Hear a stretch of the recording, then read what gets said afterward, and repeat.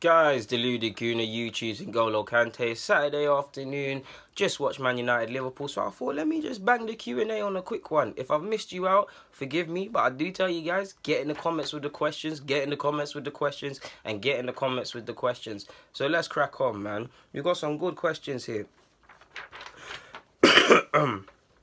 That's just me stalling as to where to start, but let's start with the top.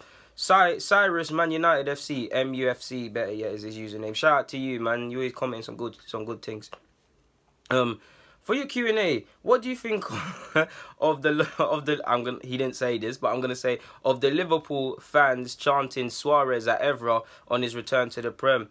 Well, without knowing all the facts and without knowing Evra's side and my man's side, it is quite poor taste. I mean, you're basically, if you're booing him, you're basically saying that you have a problem with him sticking up against racism or what he deemed was offensive, whether he said it or not. I'm not here to say he said or she said or take any sides.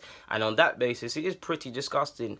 But it doesn't matter if it's Liverpool fans, United, Arsenal, Spurs, City, Accrington Stanley, Burnley. There's a small section of vile fans like that. I'm sure the majority of Liverpool fans and could use common sense and didn't engage in that and things like that. Obviously, man, are always going to support their player. It's a bit weird how Suarez isn't there, and if they are doing that, it's pretty creepy. But it is disgraceful, man. Shout out to Evra, especially for taking a stand against racism. So, yeah. Harry Hunter asks, what do you think of 4-4-2? I'm a big fan of 4-4-2. I know, admittedly, if you were to ask me to name my best side, it would be 4-3-3, but 4-4-2 could work. Like, it could be a 4-4-2 of sorts, especially if you got the personnel. I know Giroud isn't at the club now, but I've said 4-4-2 might be able to work with him, but it's how you refine it. It's not going to be, or mine wouldn't going to be the 4-4-2 of the old days, like you saw with the Henrys and that generation there. Mine would be a slightly alteration. I can't really give you an example without my tactics board at this current moment in time, but I'm a fan of 4-3-3, bro. 4-4-2, sorry, bro. So yeah, man, I'd like to see it make a return, because on top of the Giroud thing, of course he's not world class and nothing to write home about, but I do believe if he was playing 10 or 15 years ago when it was 4-4-2 or them things there, he would be held in high regard, because imagine Giroud in the Invincibles. He would have been there. Obviously Henry, Dennis and all these other strikers would have bagged more and did their thing, but he would be someone that could knock the ball down, that could play for them, could score a couple goals and things like that. Again, I'm not saying that he'd be treated as someone world class. I just think he would be slightly held in higher regard. Another one as well, Ashley Barnes as well, to a degree. Again, don't get hung up on that. What I mean by that is he might not be the most prolific, and he plays for Burnley, no disrespect to Burnley, but if it was 4-4-2 days, people would again appreciate the dirty work he does, man. Look how he was fighting constantly with Michael Keane the other day. Burnley went and won. Wood scored the I believe Barnes scored, but Wood scored the winner, so he'll get the headlines. But Barnes was grinding. Even today, Lukaku had a hand in both of the goals just by winning the headers. It's not going to get spoken about because Rashford scored a good goal and there was more glamorous things. But you get me, these sort of things. That's what I'm trying to say, bro. So yeah, RP145 asks 145. I don't know why keep saying it like that. What do you think? For those who don't know, he showed me an article in one of the comments and he had a lengthy post. I went and read through it. So obviously I can't read that all here for you. You will be here all day. But he said, what do you think? Do you think people as a group get distracted too much by football, which doesn't help a lot of ordinary people, when we could be using our time to work towards something much more useful and affecting a real change? Well, you could say that for everything, bro. If it's not football, it's going to be our phones. If it's not phones, it could be TV, it could be reading. We're all distracted by something or consumed by something. I wouldn't necessarily say we as a group are distracted too much by football, because it's a vice in a world like this where we're getting shagged and things like that. You want some sort of escapism, and football offers that for a lot of people. I don't advocate running away from problems, but it offers escapism. So I wouldn't blame football if you're going on the basis that the grassroots level and the people that love the game the most are not necessarily the ones that get financially rewarded or rewarded properly. Then yeah, there is something to be done. But to be honest, until everybody wakes up, there's nothing that can be done. And even that, so what really could you do? I don't really have the answers at this moment in time, but there is truth in that. On a general basis in life, yeah, we're distracted by a lot of nonsense and consumed by a lot of nonsense when we could be making real change. But could you imagine the government or whoever, the world, whoever the higher powers that be, could you imagine a nation of people that are financially literate and awoken as people?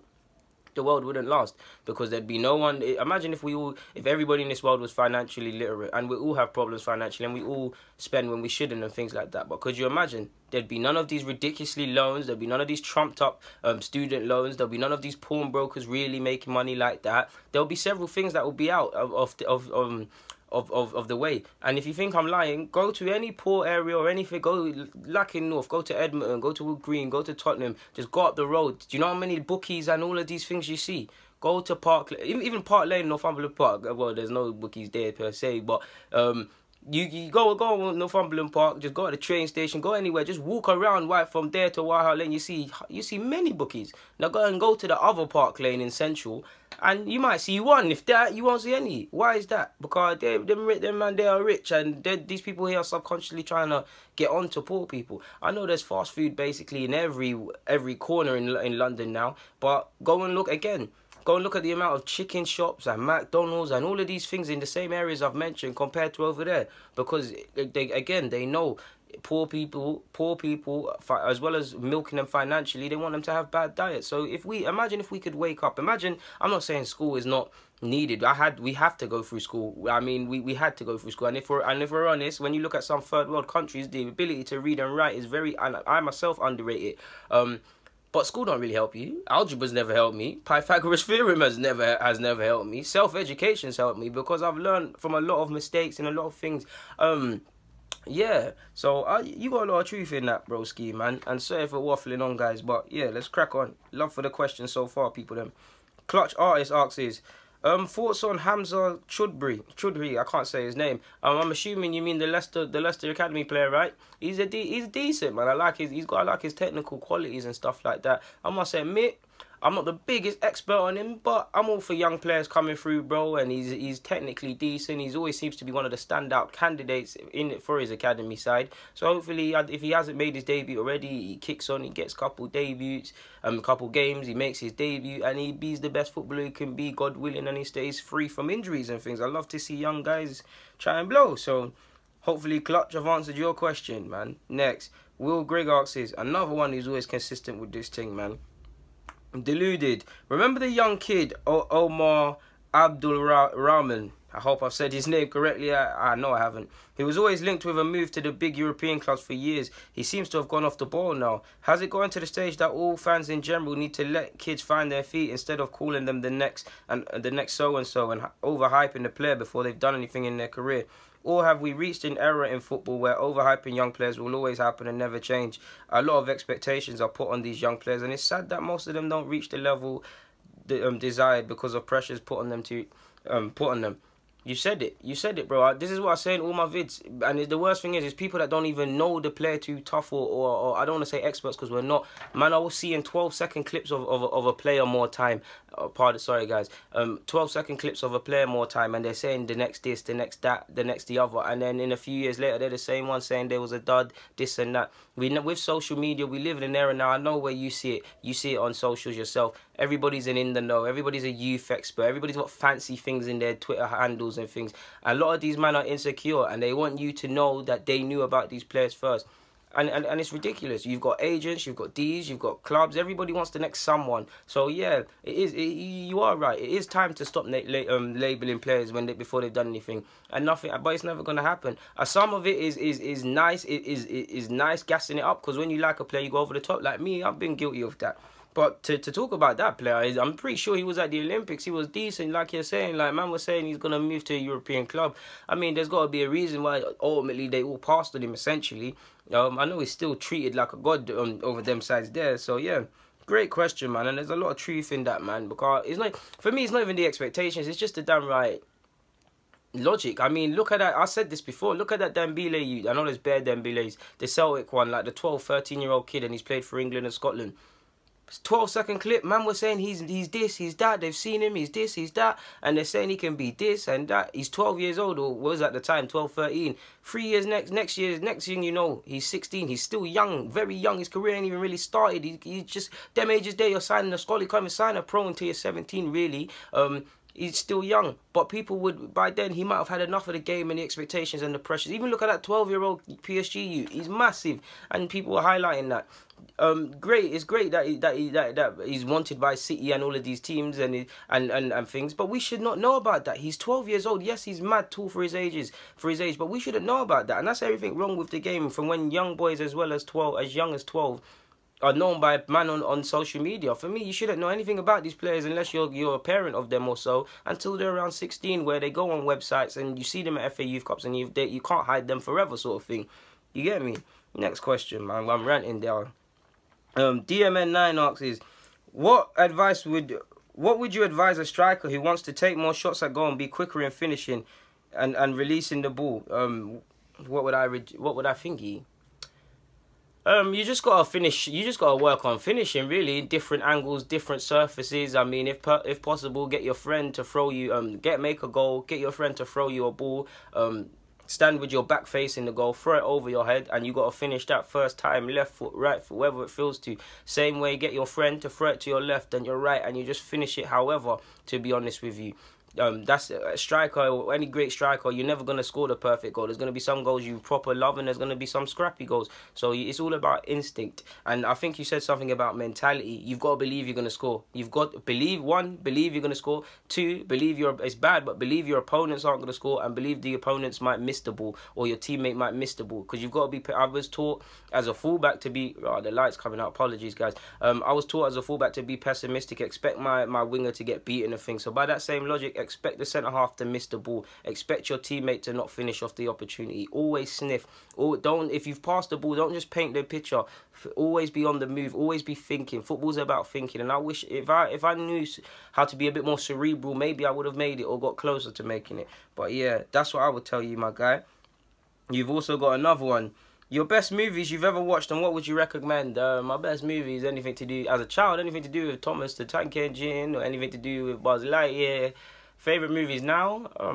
Black Panther was wavy. Avatar, the Blue Dons, that was decent.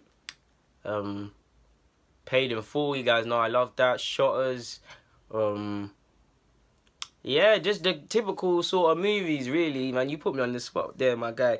But they're the ones, man. If you want to just pre-order them if you ain't seen none. Cafs asks, should we make a move for Dembele? I would love him, but it's unrealistic. He's obviously speaking about the one of Barcelona.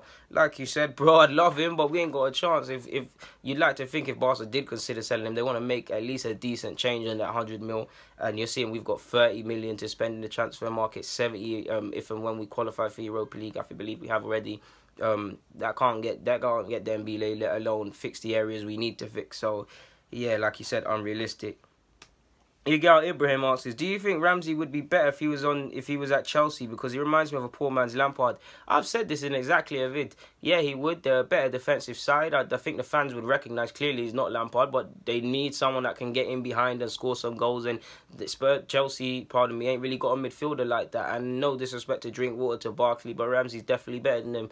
And Bakayoko hasn't really hit the targets. On the basis of the last 3 midfielders they've signed have had mixed to no success. Ramsey's got to be up their street. I do believe, I've said this before, I believe Ramsey might go there. I believe Ramsey's off in the summer, to be honest, and he should be if he doesn't sign a new deal, regardless of my personal opinions on how much I like the player. So, yeah, that answers your question. 2 more questions. We've got, this is Patrick. Why does everyone think Wenger is stepping down? Did I miss something? Bro, I must have missed it as well. I'd love him to step down, but he's invincible, man. He's shown he's got no signs of stepping down. He's clearly going to pick when he wants to step down. Hope he steps down. It's not going to happen. So, yeah, man. Like you, I've missed something too. Finally, Alex Alert asks, who are your top 3... Did I answer this already? Who are your top 3 DMs Arsenal should try to sign in the summer? Well, they're not necessarily defensive midfielders, but I'd go for Zakaria of Gladbach. I'd go for Ndombele of Lyon, as unrealistic as it is. Cheeky bid for Fabinho. Siri's not a DM, but just on the basis he's a central midfielder. Siri. Someone's escaped my mind. Oh, he's not a defensive mid per se, or even can play there, but Decore. So there would be my sort of dons, my guy. So, yeah. Oh, we've got one last one. Igal Ibrahim again. My guy.